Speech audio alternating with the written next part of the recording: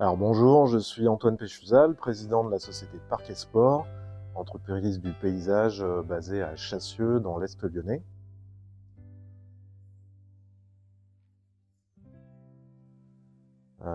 Parc et Sport est adhérente du GEC Service Emploi Paysage et je suis également vice-président du GEC.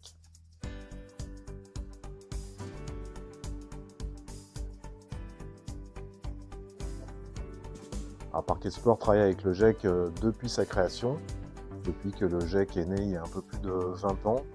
Et Parc et Sport a successivement eu ses dirigeants qui ont présidé le GEC.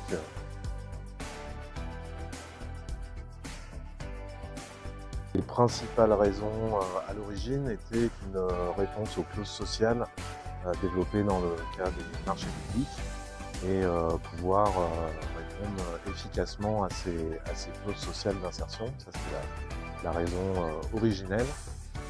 Puis le GEC est également devenu un vrai vecteur de recrutement et de formation au sein de l'entreprise. Donc c'est pour ça que nous sommes tournés vers un groupement d'employeurs spécifique paysage qui permet de qualifier les candidats et de leur donner une compétence et des savoir-faire minimum pour une intégration beaucoup plus simple dans nos équipes.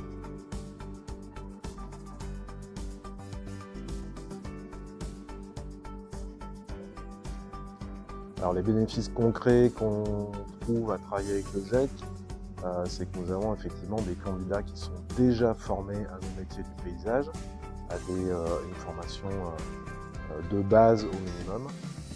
Ce sont des personnes qui sont basées localement, en termes de géographie, sur Lyon et Lyon, et des personnes qui sont mobiles et qu'on peut intégrer facilement dans nos équipes.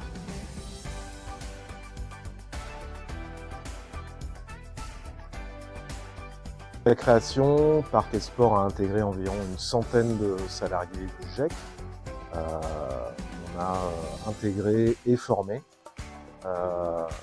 Cela a débouché sur environ une trentaine de CDI dans l'entreprise et dont certains sont aujourd'hui associés, puisque Parc et Sport est une coopérative et certains des salariés du GEC sont maintenant associés dans la société coopérative.